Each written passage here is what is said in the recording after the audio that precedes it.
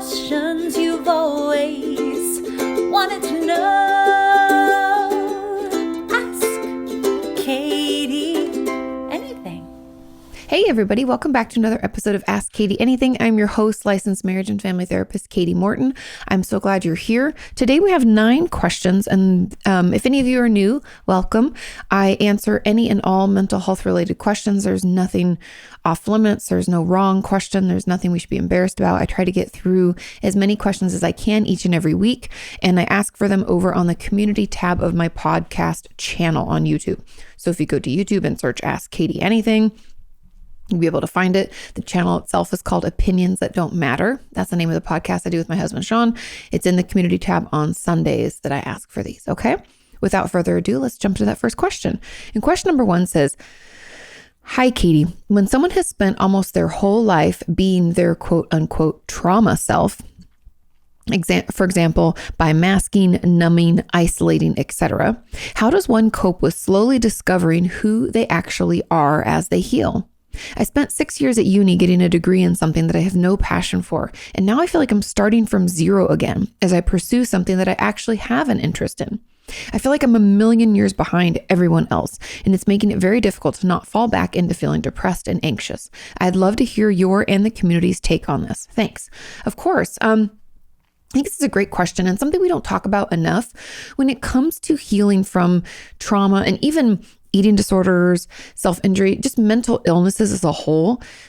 There's a period of time where we have to kind of figure out who we are without it, right?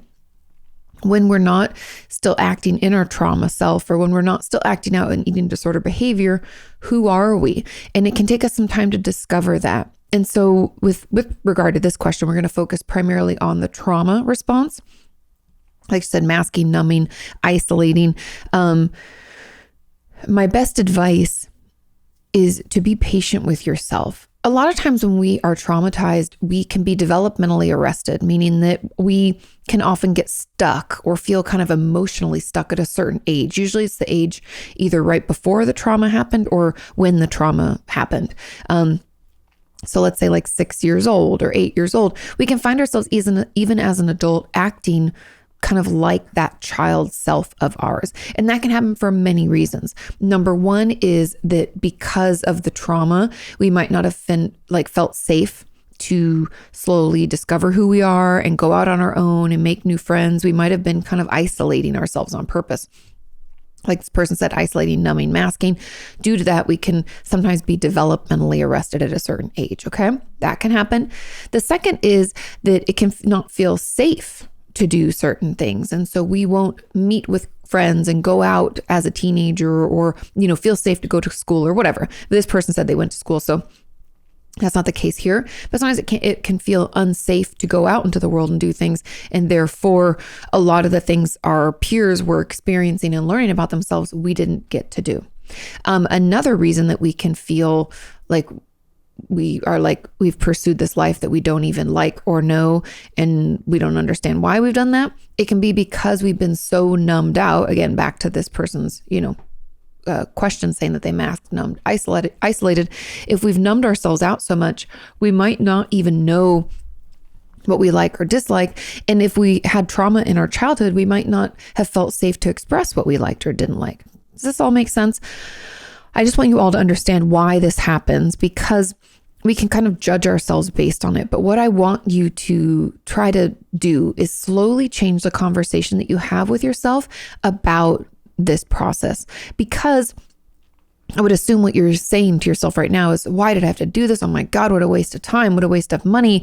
And I don't even like that. And now I'm doing something totally different. And now I'm behind and everybody else is ahead of me and blah, blah, blah, right? All that shit talking, judgmental thought process that we have. I want you to do your best to not engage in that conversation and instead try to use some bridge statement like thoughts. These would be things like, sure, I may feel like I'm behind, but at least I know what I like now. Or, I feel behind, but I do acknowledge that that everybody's on their own path. Right? Maybe maybe that doesn't pertain to me necessarily, but I know that that's the case. I know those things don't seem very positive, but they're not as negative, and you will feel the difference. And I know I've talked about that over and over, but I just feel like it's worth repeating. So we're going to have to, sorry, something's in my eyeball. We're going to have to change the conversation we have with ourselves about this process because you've been through a trauma or repeated traumas. So much so that you only now are getting the opportunity to do things that everybody else had the opportunity to do way before this. Does that make sense? It's like if someone grew up without any trauma in their life, there was never this feeling of I can only depend on me, or I have to shut people out, to do this, or I'm just going to go with the path of least resistance, or I'm going to do what my parent or caregiver or whoever told me to do. And we can struggle to think for ourselves because, for all the various reasons I talked about at the beginning. And then all of a sudden we wake up from it and we're like, oh shit, right?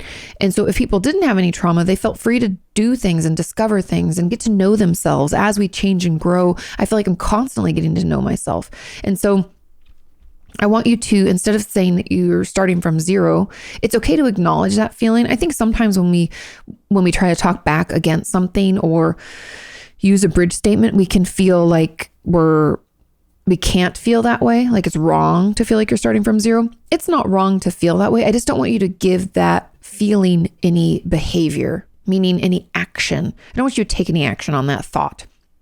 Because if you guys don't know, like cognitive behavioral therapy kind of functions under the premise that when we have a thought, that thought can just be a thought, but usually we have a feeling about that thought, right?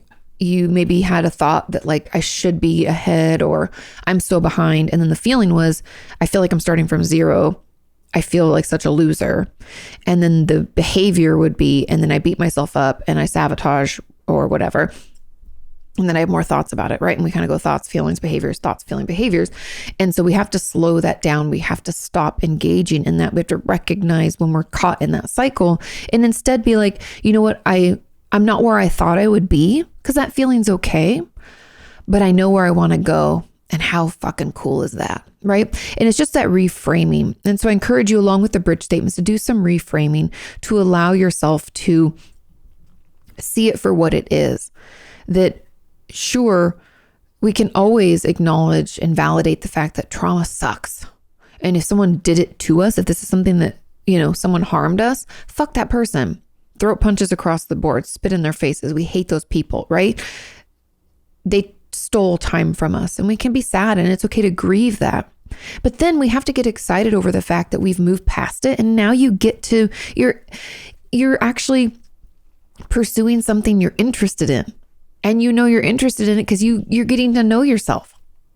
How cool, right? And sometimes it just helps to focus on that component of it versus focusing on all that was taken or all the pain we sustained. Because we can obviously think about that all we want and we can, roll around in it, but it only does us so much good. And I encourage you to allow yourself to feel that and to grieve that, but then know it's also okay just to move forward and to be excited about the future.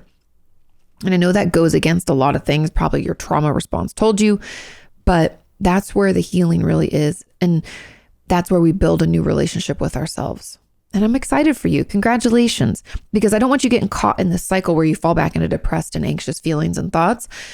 We have to stop that with bridge statements and reframing. And then a little bit of it's like celebrating the wins. Okay? Keep me posted. I hope that helps. Let's move on to question number 2. This question says, hi, Kati. Why do I still feel like a child?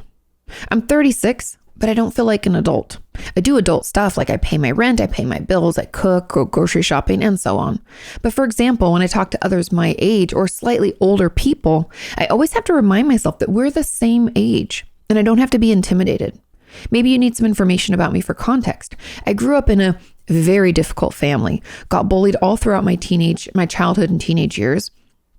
I developed an eating disorder at 16 with severe and debilitating OCD at 18. I hope this helps. Thanks for all you do. Much love from Switzerland. And we have a comment on top of this that says, also, I feel like a child and it's very embarrassing to admit. When I go into a toy store to buy a gift for someone, I get all excited and I feel the need to buy a Barbie doll or a stuffed animal for myself. But obviously I don't. Why not? This really creeps me out about myself. I'm almost 40. When will I grow up? Okay. lots of thoughts here. Now, the difficult childhood, this difficult family, the bullying and the OCD and the eating disorder and all that, I would argue you've dealt with complex trauma for much of your life, and that has developmentally arrested you in many ways.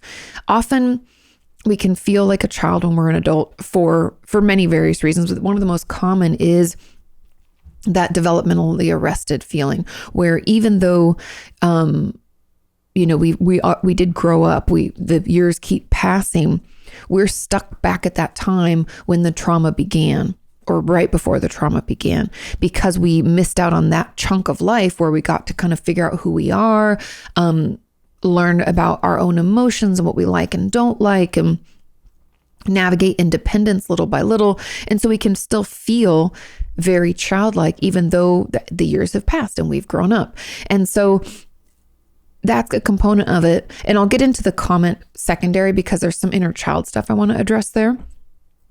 But I think I'd be curious. So the person who asked this question says, it talks about intimidation, feeling intimidated by people that are technically their age. And I would want to know where that intimidation comes from. Do we feel like, are we hypervigilant? Are we worried someone's going to injure us emotionally or physically maybe?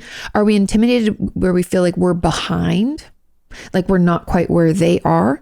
Are there certain milestones we feel like we should have hit? I'm not sure where that intimidation comes from, but it might just be, and not just to, I'm not minimizing by saying just, I'm saying it, we think it could be all those things, but it also could potentially be the way we talk to ourselves about our place in life. Because for some reason, we as society worldwide have these like expectations in place around when we should do all sorts of things.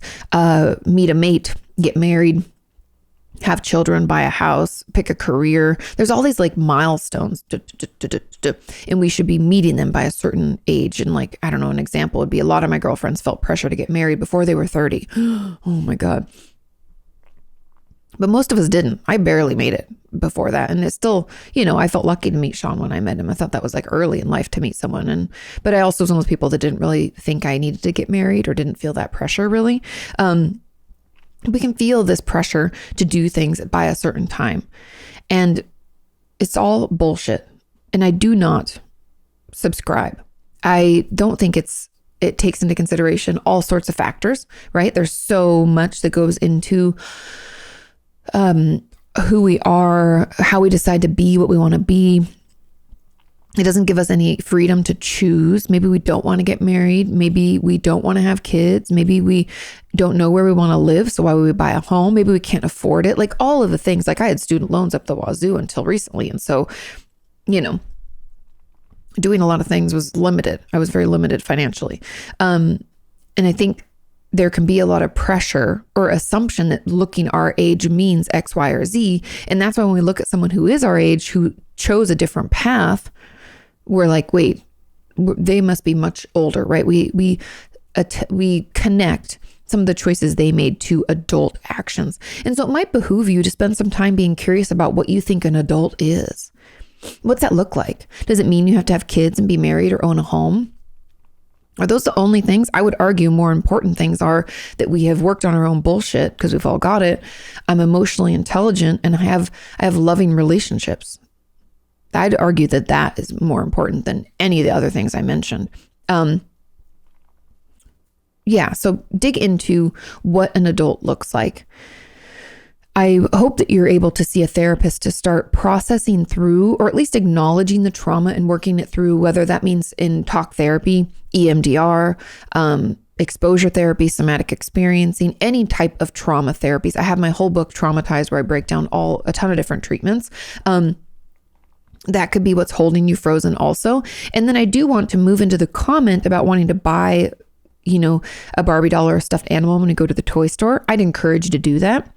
And I'd encourage you to dig into inner child work. Now, you can go to my Amazon shop, amazon.com/shop/Kati Morton.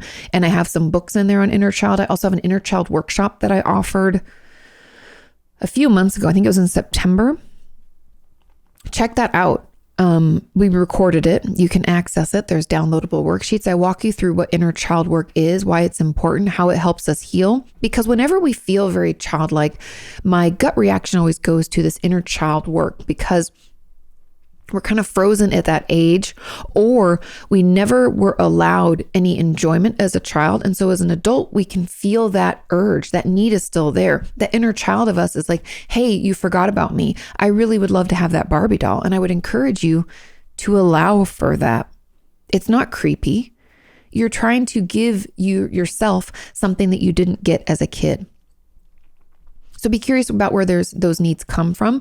Also, like, buy the Barbie doll and then go home and consider what that meant for you to be able to give that to yourself. Are there other things that you would like to give to yourself? And that might be some compassion.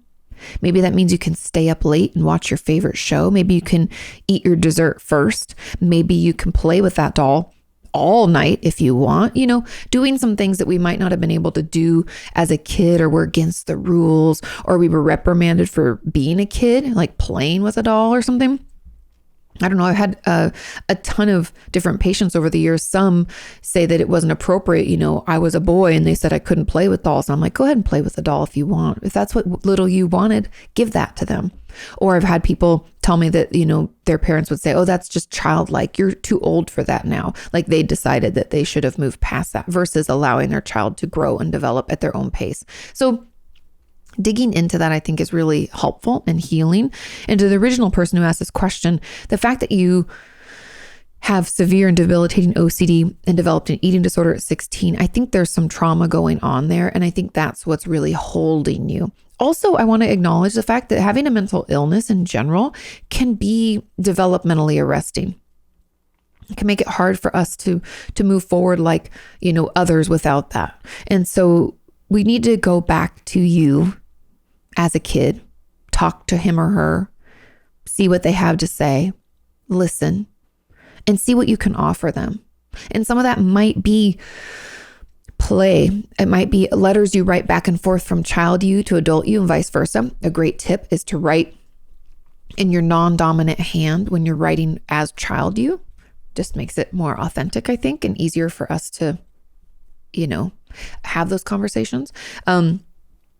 But dig into those things. So I think there could be something with trauma and inner child work. I have the inner child workshop. There's some books I offer. I have videos on it for free. I don't know your financial abilities, so no pressure. Also acknowledging and taking some time to dig into what a quote unquote adult looks like. Spoilers, if you think about it, like our parents had us and didn't know what the hell they were doing. Having kids doesn't mean that you're an adult. It just means you have more responsibilities. Okay. Nothing really makes you an adult, by the way, like buying a house. But I'm curious what your beliefs are, because we all have them, whether we want to admit it or not. Right. And so dig into that and see if we can reframe, going back to what I said in the last question, we can reframe some of the ways that we talk to ourselves about it. Yeah. And I have a feeling that you have some conversations consistently with yourself talking about how childlike you are, or how behind you are maybe in certain things, or not checking the boxes of X, Y, or Z like other people. Yeah, those are just some of my thoughts and things to kind of dig into and be curious about. I hope that helps. And for the person who wants to buy themselves those dolls or a stuffed animal, go for it. And then do some of that inner child work, because I think that they're the ones that are speaking up and telling you, please buy me that. I'd really like that. And they never got the chance, so let's give them that opportunity. With that, let's move into question number 3. And question number 3 says, hey, Kati, can you explain why self-compassion seems to be so important in healing from trauma? I've been with my therapist for 18 months, and she regularly talks about having compassion for myself. I can't feel sorry for the child in me that caused so much to happen to her. When I read this, I was like, that's interesting phrasing. The child in me that caused so much to happen to her. She brought it on herself, and I hate her for it. We'll get into this. I don't want to try and find compassion for her. She doesn't deserve any. I've spoken to my therapist about this, but sometimes I get annoyed and threatened with her compassion for the child that I hate. I don't want to live the rest of my life through a veil of trauma, but having self-compassion seems to be a non-negotiable in healing, and I'm stuck. Thank you for the time that you give to helping us. Of course. Okay. I talk about this in my inner child workshop, and I might encourage you, if you can afford it, to purchase it and to go through it. Because like I said, it's 4 hours worth of content. They're broken into 2 different chunks, 2 different videos. And there's downloadable worksheets and hopefully helpful information in there for you, and recommended books and all that stuff. Okay.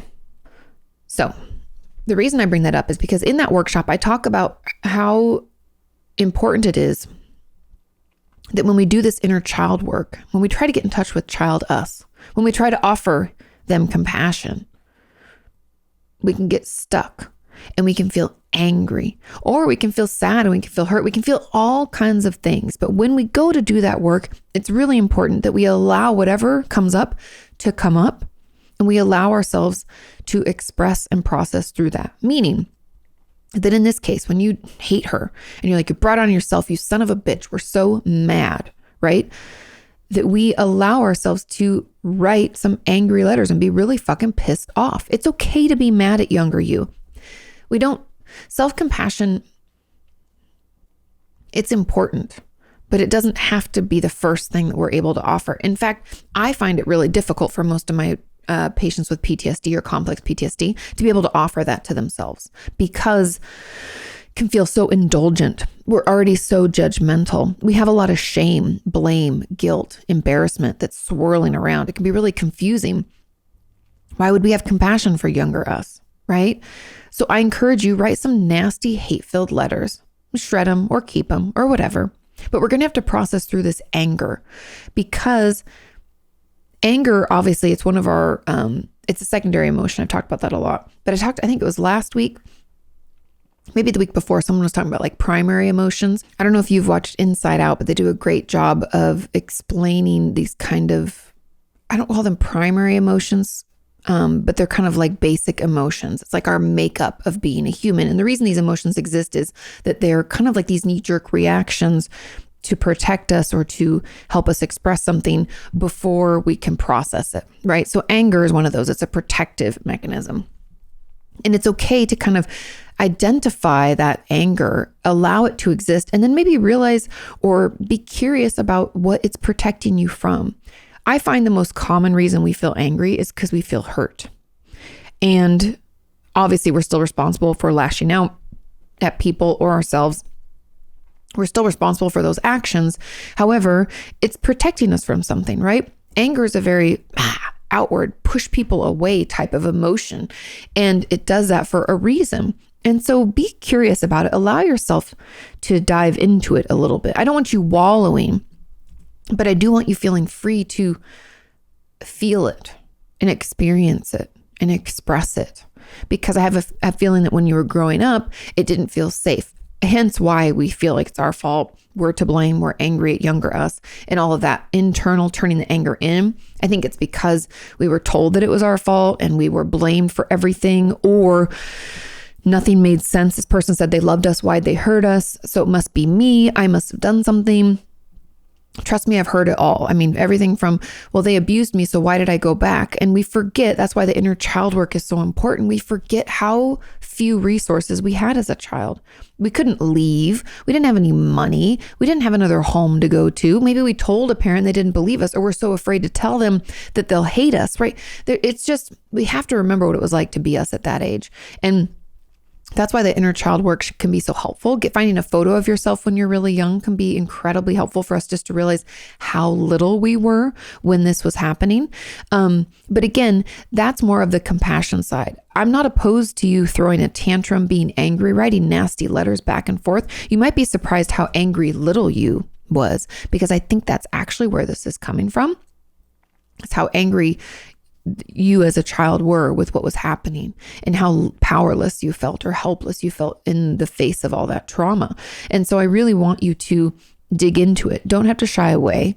I don't want you harming yourself. If you feel like you're a risk to yourself, please tell your therapist and put together a safety plan before doing this work. But I encourage you to allow yourself to dig in. Because if we can't explore the anger, we're never going to get to that self-compassion. I feel like the anger helps us understand where we're coming from and what little us is experiencing and what they're going through. And we have to give them the space to get it all out. It's almost like, when you you're just so angry about something and so frustrated with a situation, even if you feel like you're to blame, sometimes you just want to scream. Like I remember one of my favorite films, you guys know, is Under the Tuscan Sun. And it's an oldie but a goodie. And there's a part in this film where she starts dating this guy in Italy, and they never get back together. It's like, it's hard for them to meet, just the timing of everything. They go like a month or months without seeing each other. And so he starts dating someone else. They only went on like 2 dates, so it's not like, it wasn't a big commitment, but to her it was. And when she finds out he's with someone else, she comes back to her house and she breaks this little vase, and she's like, what more can I do? She blames herself for the fact that relationship didn't work out, and she's angry and she throws this fit. That's important. Sometimes we have to get that out. It's not that it was her fault or that, she fucked this up. It wasn't meant to be. That wasn't going to work out. It was part of her process. And sometimes we can get so caught up in the fact that it's not very, ladylike or adult to express anger, or we can feel like it's not appropriate, or we don't have a right to do it, and we can hold on to it and we can stuff it deep inside and blame ourselves. But that expression, the what more can I do? The throwing the fight, the throwing the tantrum, the yelling, the screaming is part of healing. It's part of admitting that I'm hurt and I'm upset and I'm mad. And how dare that person do that to me? Or how dare I allow that to happen to myself? I'm so disappointed. I'm so hurt. And I think in that throwing of the tantrum, in that expression of the anger, you will learn more about your process and be able to acknowledge the fact that younger you didn't have a lot of options. And through this anger expression, I believe we will be able to find our way to some compassion. It might take a while, and it's okay. But like I said, write those angry letters, throw tantrums, scream. If you can't do it safely in your house, because people will be like, what's happening? Maybe go in your car and park in an empty lot, lock the doors, but scream out, throw a fit, be angry. Anger is okay. I know, trust me, as a recovering people pleaser, anger is not my favorite. And I still struggle with it because it feels very hurtful for others, self-serving, out of control, a little dangerous. But I'm here to tell you that anger is important and it's healthy. It's part of go back to those basic emotions, right? The joy, the sadness, the disgust, the fear, and the anger.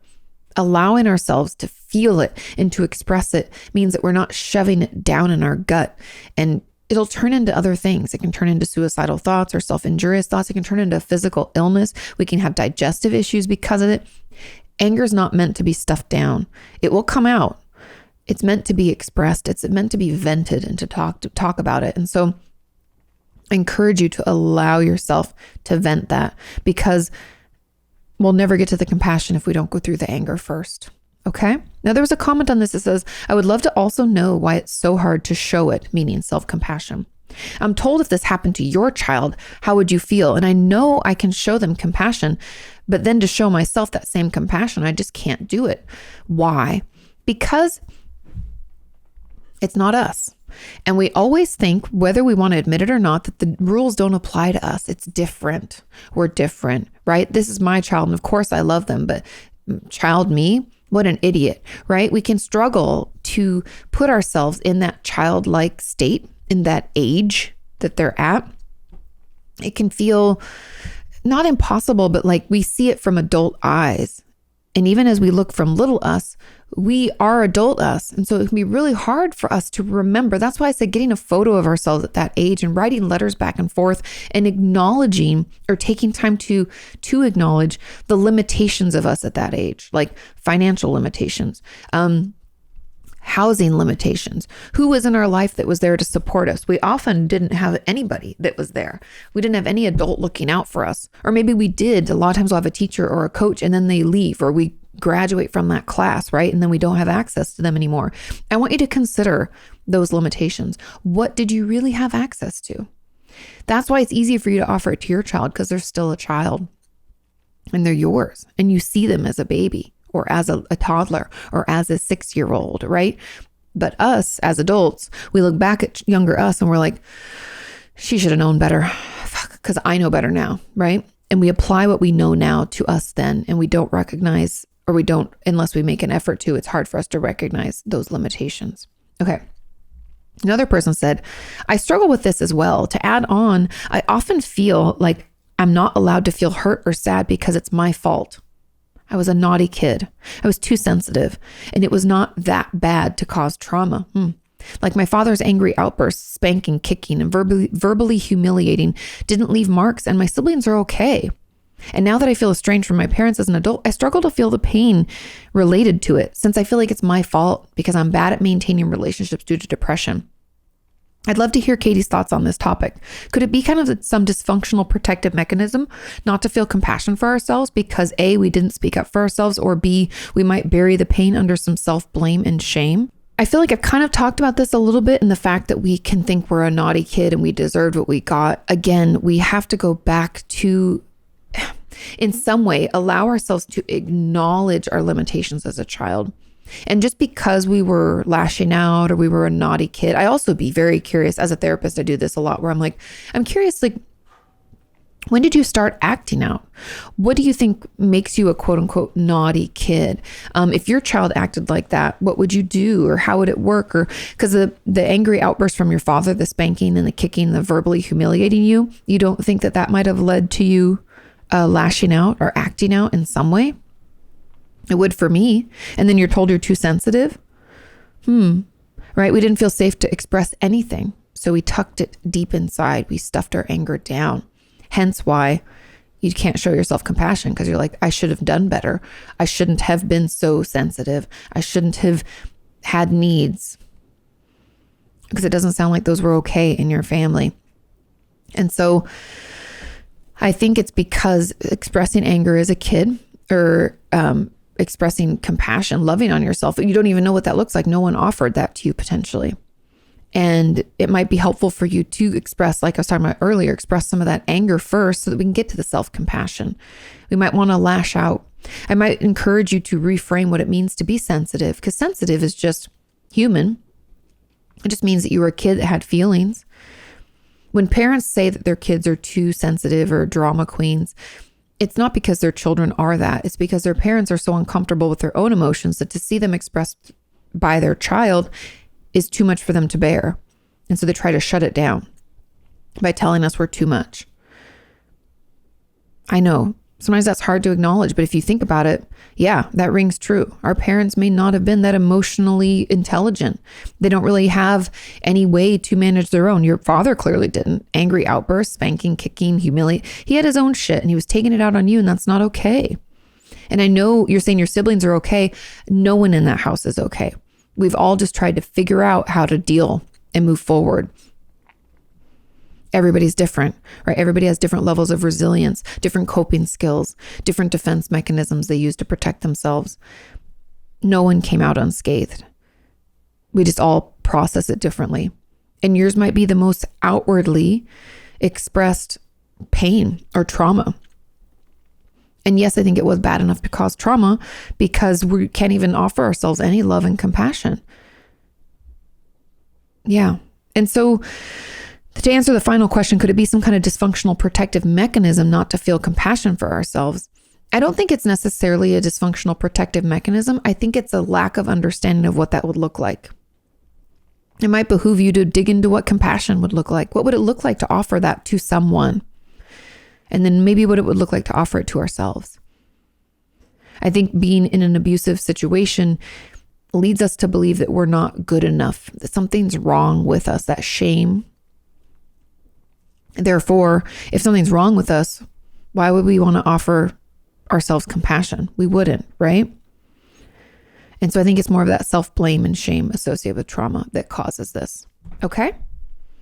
Let's move on to question number 4. This question says, hey, Katie, I've finally managed to pluck up the courage to start asking for support when I'm struggling. But the problem is I never know what to say after that. If someone asks, how can I help? I panic. I start to shut them out because I'm only making things worse by asking for help if I can't figure out what I even need. Please help. Thank you for all that you do. Of course. Let's start to think about this, because I can't tell you what you need or what to say, but I can tell you how to figure it out. Now, when it comes to asking for help, I'm incredibly proud of you for reaching out and speaking up. You've got the first and arguably the hardest part taken care of. Just that initial speaking up is really difficult sometimes. So you're there. Yay. Now, if they say, how can I help? Ahead of time, we need to know what that looks like. And here are some ideas to get you started. Do we need someone just to check in? Maybe that's what we need. Could be as simple as saying, I just need you to hear me out and maybe spend the afternoon with me. Or maybe, can you check in on me tomorrow? I'm having a tough time. Or I just wondering if you could maybe take me to my therapy appointment, right? There's things that people can do to assist us. It could be just by being there. It could be through a text check-in. It could be just showing up. We could need them to take us somewhere or to help pay for something. It depends on what the relationship is like. We can ask for all sorts of things. But if we're going to speak up and tell them we're having a tough time, then we're going to need to know what we are asking them for. So I encourage you to spend some time thinking about that. Now, I know it might differ moment to moment, but overall, in a perfect world, if we could dream a dream of a perfect world where our friends and family knew how to support us and did it, what would that look like? And then ask them for a portion of that.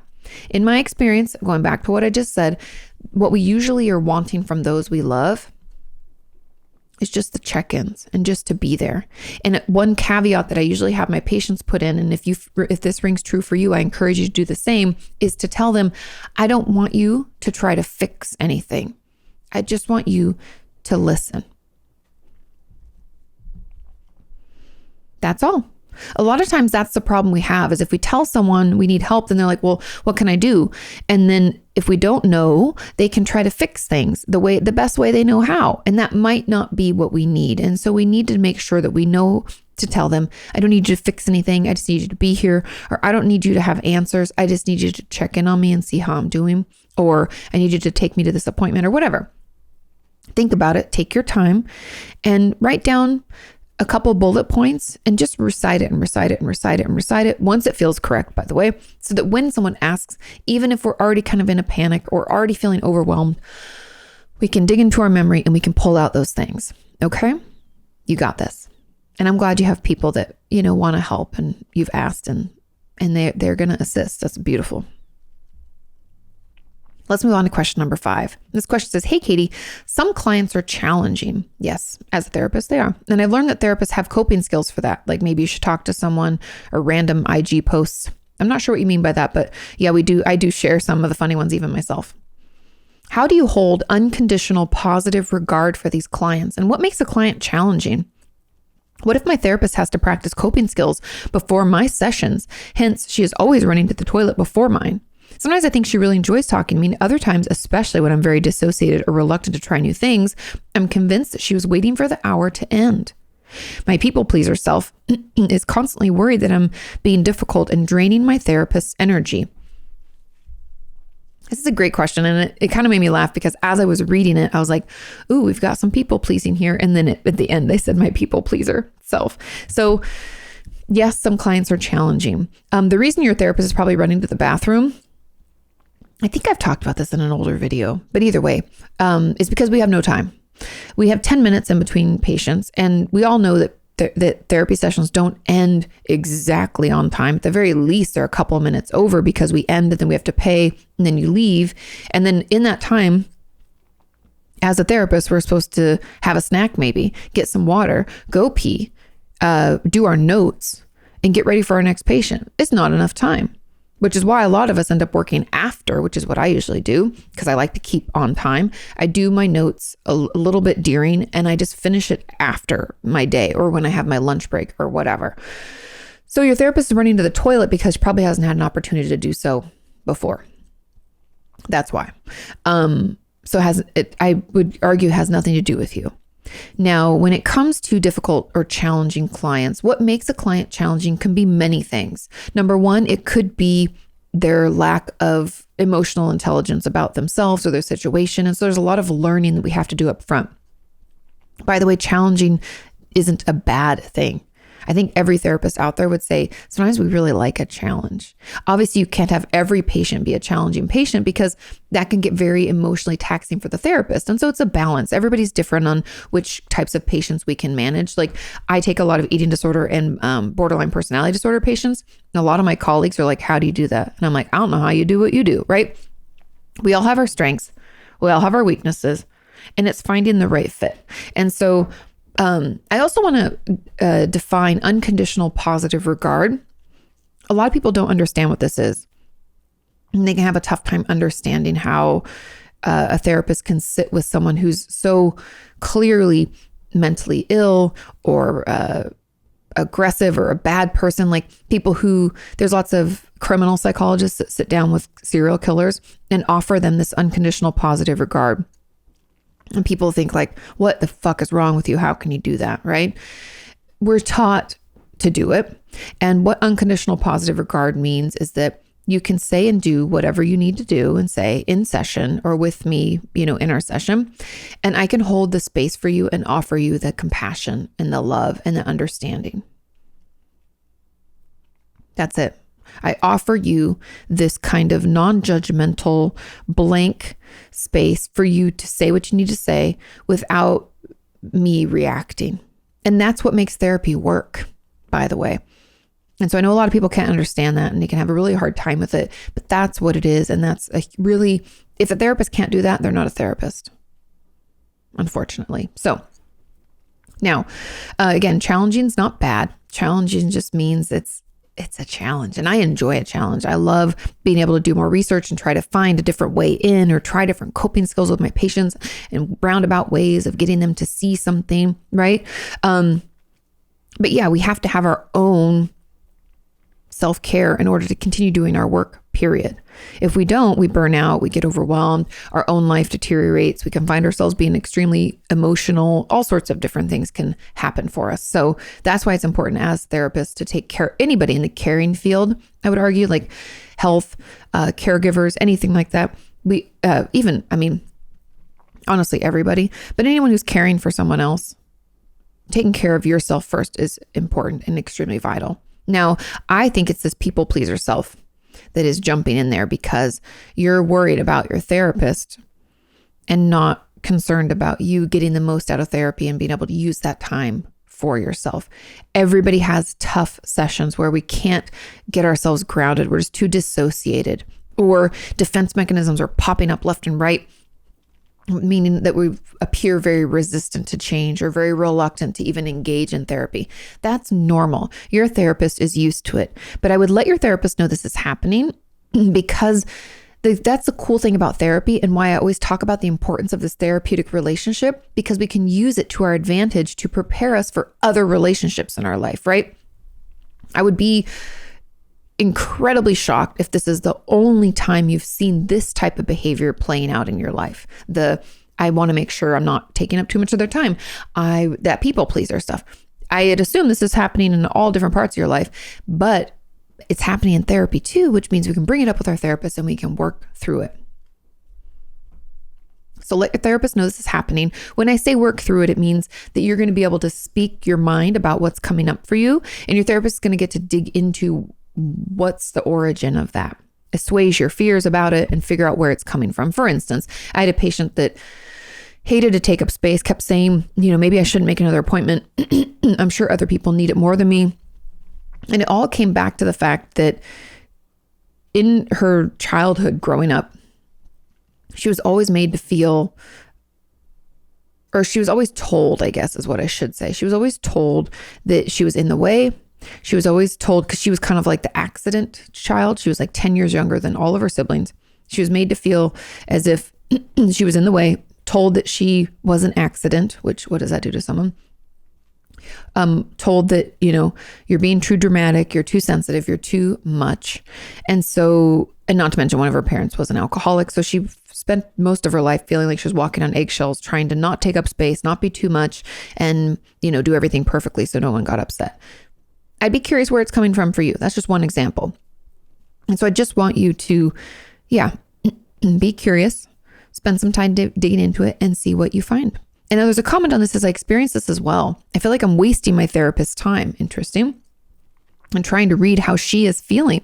Although it makes me cringe to even write this, as I know it has more to do with my people pleasing than to do with her. This is so hard. Yes, it's normal. For a lot of us, this is just a part of our healing, part of our process. I encourage you again, just like I said to the other question above it, let your therapist know it's happening. This isn't the only place this is coming up for in your life for you. So we need to let her know that it's happening, and then we can work through it. That's what makes therapy beautiful. It's the one relationship where it's not about you and the other person, the dynamic. It's about you in this space and what comes up for you and helping you work through it in the most healthful way possible. Bring it up. It gets better. Trust me. And it's super common. Any therapist worth their salt is going to be able to work on that with you. Let's move on to question number 6. This question says, hey, Katie, how do I build inner self-worth? I don't mean confidence, because I have confidence in some things that I do, and I'm working on others. I mean that I'm worthy, regardless of anything else. It doesn't matter how productive I am, what others think of me, or anything else. How do I get to the point where I believe that I'm worthy? After a lifetime of abuse, I just don't believe. I don't at all believe this. I believe I've deserved the abuse, both from my parents and my husband. We were separated for almost a year. First of all, I'm so sorry you had to go through that. I hate all those people, parents and husband. It'll come through in the healing. That deserving of the abuse, I believe, obviously it's coming from the shame component of our PTSD response. But I want to go back to what I said. Was it question number 2? Oh, question number 1, maybe. No, it was question number 3 with the self-compassion. I think sometimes we have to allow ourselves to be angry, and we have to allow ourselves to lash out in a healthy way. I don't want you to harm yourself, but I'm saying you think you deserved the abuse that you got throughout your life. I want you to tell me why. And I want you to write some letter. I want you to do some of that inner child work. I want you to write a letter back and forth from younger you to adult you. Use your non-dominant hand for the younger you, and dominant hand for adult you. I want you to have some conversations about this. I want you to find a photo of you at that age to acknowledge the limitations of you as a child. And then because of that, I want you to acknowledge the limitations of you when you were married to your husband, because we probably never developed a safe sense of self. We probably looked to him to make a lot of decisions and to help us decide. He maybe isolated us from people in our life. He probably told us that we deserved the abuse, that we should have, if you wouldn't have done that, then I wouldn't have had to do this, which I want you to just think about that for a minute. And I want you to acknowledge that, yes, we are all responsible for our actions. And if you did something and then he lashed out, you doing something's on you and him lashing out is on him. Does that make sense? Don't believe that abusive bullshit conversation about like, well, if you'd done this. No, we all fucking make choices and we all act in certain ways and we're responsible for those actions, period. So I'm just putting that out there. So how do you get to a place where you believe that you're worthy? I think we have to go through other things first.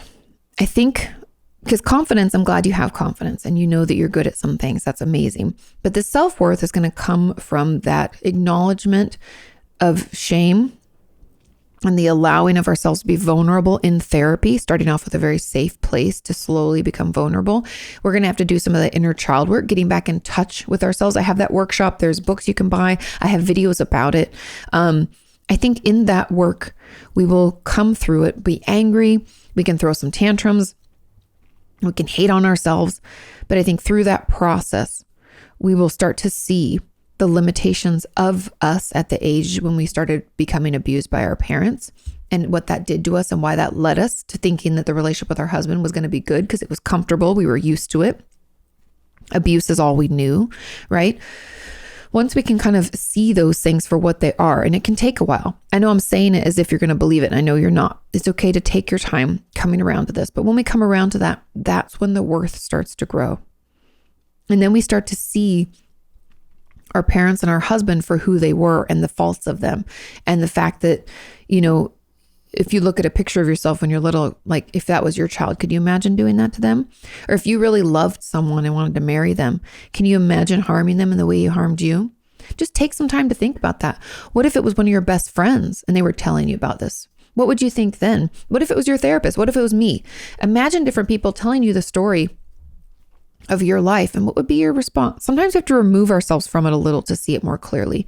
Give yourself an opportunity to work your way through it. We can't just come up with self-worth overnight. You've probably been told your whole life that you're not good enough or you're too much or whatever, all those abusive statements. We're going to have to take our time working our way through all the anger, all the guilt, all the shame, all the upset, all that abuse, that trauma response. Give ourselves a chance to work through it, to experience it, to feel it. It's okay to grieve. It's okay to be angry. It's okay to be sad. And then we'll come out the other side and we can start to get to know ourselves. Kind of going back to the previous questions about like, now I only know what I like, and turns out what I went to school for, I don't even like, right? It's okay to do that. It's okay to rebuild. Give yourself that opportunity. Take the time. We'll get there. Okay.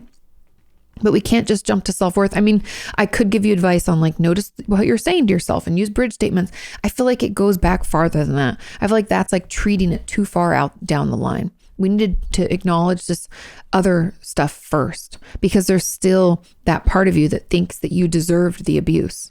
And that's where we need to hone in on and question, be curious, not judgmental. It's okay to feel that way. It's okay to think like that. I just want you to question it. I want you to dig into it. And I want you to figure out, like, doing that inner child work. What limitations did you have? What were you really capable of? What makes you think you deserved it? Is it because of things they said? Can we check the facts on those things? Maybe we don't have that. Okay. Well, then let's move through it. Let's talk to younger us, see what she had to say or he had to say at that time. Okay. Okay. Let's move on to question number 7. This question says, "Hey, Kati, I love your videos and have learned so much over the last several years. Thank you. Of course, I'm so glad I could be a helpful resource." The question is, did trauma therapy ruin my body? How do I pick up the pieces of my broken life?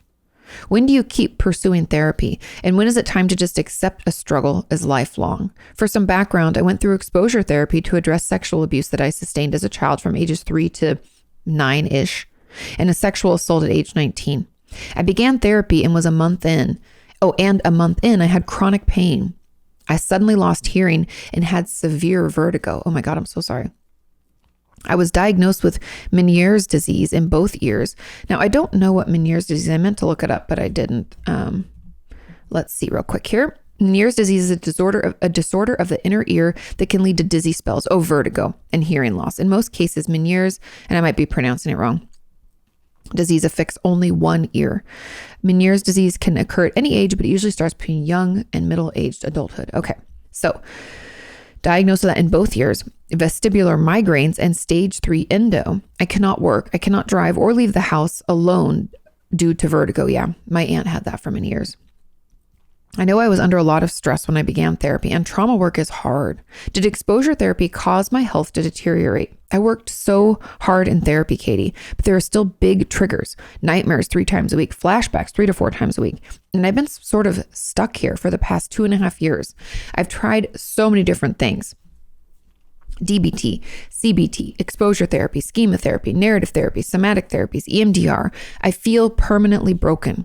Should I keep trying to get better or accept my lot in life that these symptoms are just my life now? Okay. Great question. And first of all, I'm so sorry you're having all of these, obviously, trauma responses and then physical manifestations. Now, I have a couple of things. First of all, when we're diagnosed with these things, I always want you to make sure you're going to a doctor, getting everything checked out. And if they have a reason or a cause and they can tell you, it's important that we get that information, okay? Just ensure that we're not missing anything organically, meaning something that's occurring in our body, right? Like some of my patients will feel really tired or weak and they'll think it's depression, but it turns out it's low iron or low vitamin D, right? We want to make sure we get things checked out. I'm sure you have, but I just have to say that first. Now, when it comes to trauma therapy, it's not the trauma therapy that ruined your body, it's trauma. Unfortunately, we know if you want to read and dig deep into some kind of limited yet important research called the ACEs study. I talk about it in my book, Traumatized. There are limitations to it, meaning that not all traumas are included and people can feel like the trauma they sustain, since it's not mentioned, isn't a trauma. And that's not what I'm here to say. The important component of the ACEs study is, and ACEs stands for Adverse Childhood Experiences. Now, ACEs, the ACEs study proved that our mental health affects our physical health, essentially. They showed a correlation between having adverse childhood experiences, otherwise known as traumas, and things like high blood pressure, heart disease, all sorts of other ailments physically. And so when you're talking about all this stuff that happened as a result of your trauma therapy, a huge part of me thinks it's due to the trauma itself and the fact that you're working through it was stressful on your body and could have definitely led to some of these things. Now, I'm not a doctor. Like I said, you need to see your physicians and make sure that there's nothing else happening. But I do know from my experience with my patients that when we work through the trauma and we find a therapy that is beneficial for us, much of these physical ailments, especially, and this is just in my experience, I'd love to hear yours in the comments below. Much of my patients with chronic pain have seen a reduction in the pain. Like the achiness, even sleep issues, insomnia and stuff was able to resolve itself mostly. I had a patient who had I don't know if it was Hashimoto's. I think it was something different. I can't think of what it is. Anyway, it was, had an overactive immune response, for lack of a better term. And when they finished processing that was still there, but it was so minimal. Like the outbreaks were so much lower. It was something on their skin. Anyway, I can't think of it. But anyway, there was a reduction in those symptoms. And so I'm not here to say, oh, you're going to process your trauma and everything's going to go away. Could it? Sure. May it not? I don't know. But because it's come out around this time and you think it's correlated, it's important to let your therapist and your, doctors know. And it's important for you to continue working through as you can at your own pace. We don't want to overwhelm you. That might have been what happened. We could have moved too much too fast and been re-traumatized and made things harder. But I do think that we can get you to a point where it's not so painful or so overwhelming or so deteriorating or debilitating, right? And I want you to know that we can probably get you there. We just have to find something that works. And for you, it might not be the style of therapy since you've tried like everything. It might be the therapist. It might be finding you a good fit and going at a pace that feels good for you. But it can, just like I've always said before, when we work on things, sometimes it gets worse before it gets better. And we can trigger things in our system because our mental health and physical health are directly linked. It's all part of the same body, right? I don't know why people, I'm not saying you, but in general, physicians don't want to take into account people's mental health. And I'm like, they're all part of the same thing. Essentially, your mental health is a hard drive that makes the rest of your body work. Why would it not be something we should take into consideration? When they want to get rid of medications, they always get rid of the psychotropics first. Ugh, so frustrating. So trauma work is very hard. I think this overwhelmed your nervous system and could have led to a lot of things. I've had tons of patients struggle with migraines because of this work. I'm not familiar with Meniere's disease and vertigo. There's a lot of different causes for that. So I really do think that that if we can continue to work at the right pace with the right therapist, that it could lower some of the symptoms that you're experiencing. Okay. There was a comment on this that says, on a similar note, I was going to ask how to know if doing therapy has re-traumatized you. And if so, what can we do to fix it?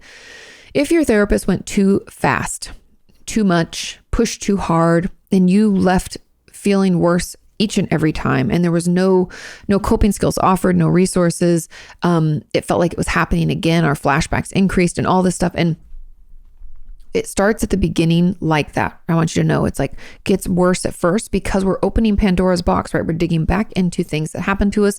We can feel like we're experiencing them again. A little bit of therapy is potentially slightly re-traumatizing because we're recalling it. It's not going to be comfortable, but we shouldn't feel terrified and like we don't have any skills. That's the difference. And that's why The re-traumatizing I find happens either when a therapist goes too fast, meaning you don't have enough time to calm your system down, you don't have time to use your skills, or they didn't give you any new coping skills or resources to manage, meaning they're just pushing forward and you don't have anything to deal with it. And so you feel threatened again, hence the re-traumatization. Because remember, to be traumatized when we fear for the safety of us or someone we love, and if we feel like we don't have the capabilities to cope, it could be damaging. So that's really what I look out for. If you feel like you're going too fast or you feel like it's too intense or any of those things, that could be potentially re-traumatizing. Okay. And it feels worse at the beginning, but you should have resources. You should have coping skills. You should have tools you can try to use to help you manage. If you don't have those, let's find you a different therapist. Okay. Let's move on to question number 8. This question says, hi, Kati. Is it possible for fatigue or other physical symptoms accompanying mental illness to become permanent if the mental illness lasts too long? Can it permanently wear out your body? I have complex PTSD, and although I'm still struggling a lot, I've seen improvement over the last couple of years. However, my energy levels have kept going down. And even if my complex PTSD symptoms may fluctuate, my low energy levels stay the same. What's your experience with this? Have you seen patients recover from mental illness but still have the physical symptoms? Or do the physical symptoms eventually go away too? In my experience, I've had patients whose physical symptoms lessen and some go away, but I'd never like to promise. We don't know how you're going to react.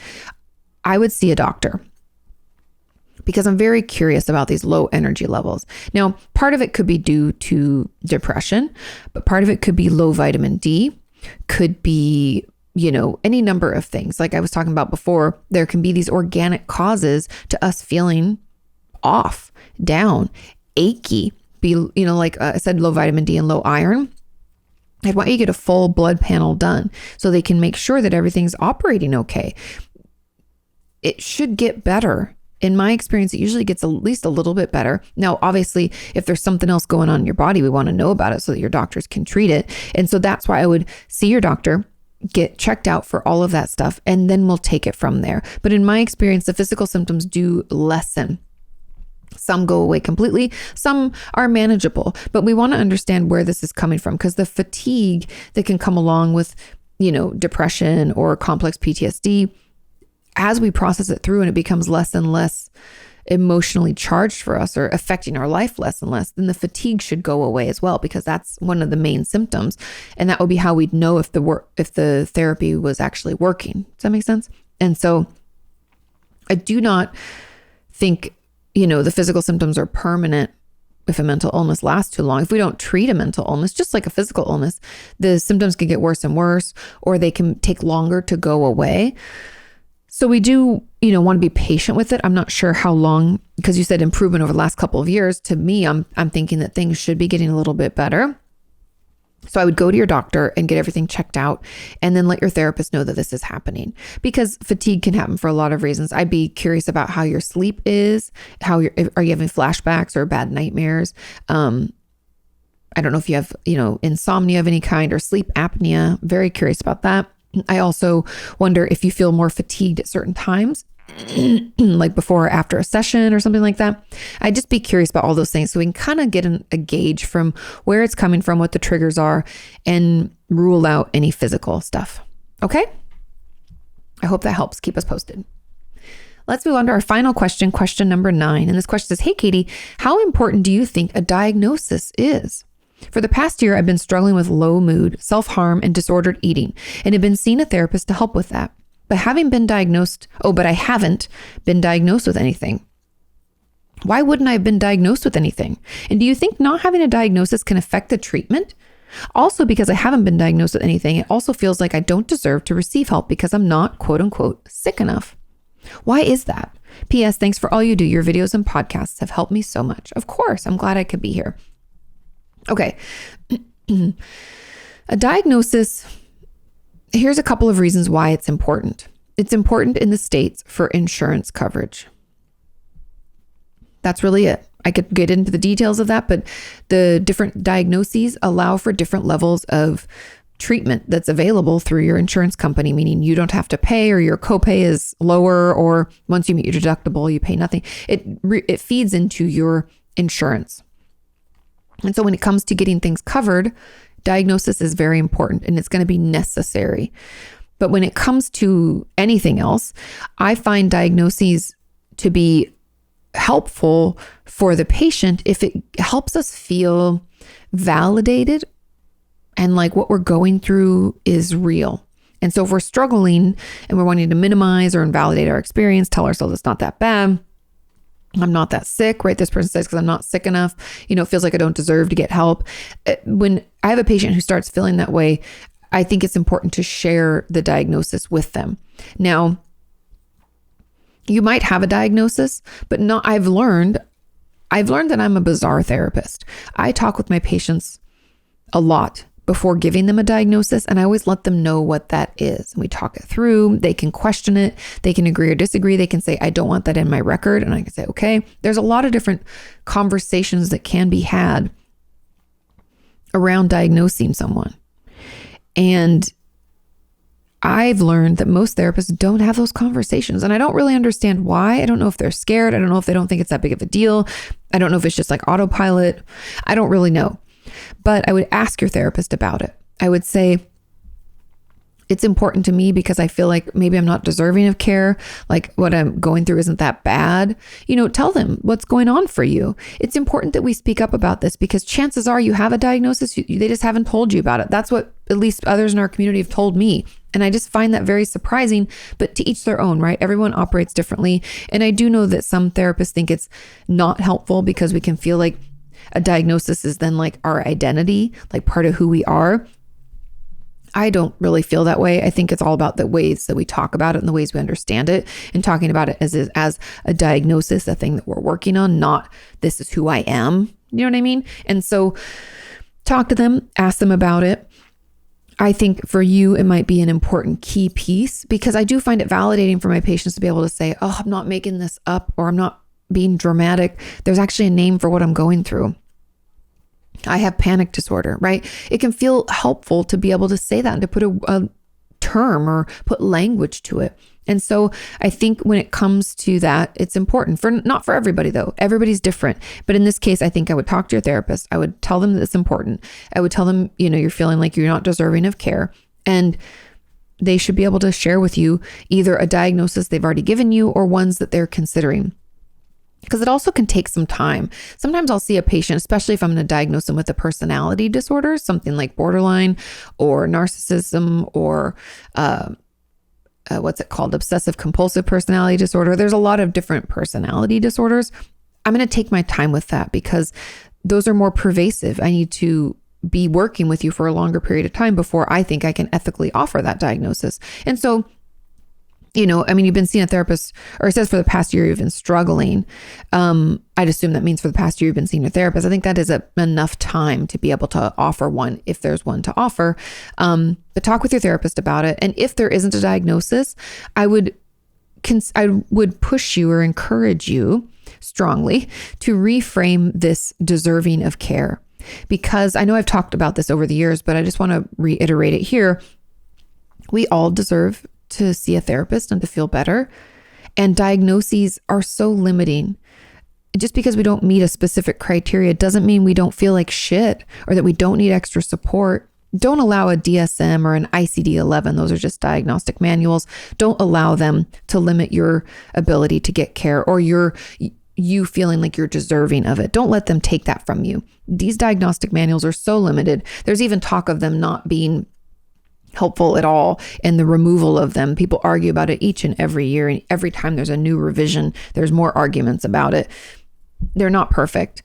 So know that if it doesn't work for you and it doesn't mean that you got a diagnosis, that doesn't mean that you're not worthy of getting care, that you're not deserving of help, because you are. And I encourage you to reframe that and to question those thoughts and not allow them to just live in your head. Okay? Okay. I hope that was helpful. Thank you all so much for listening and watching. Please share this podcast with a friend. Please leave reviews on Apple Podcasts or wherever you can leave reviews. It really, really helps. I appreciate each and every one of you. Have a wonderful, wonderful week. Do your homework, and I'll see you next time. Bye.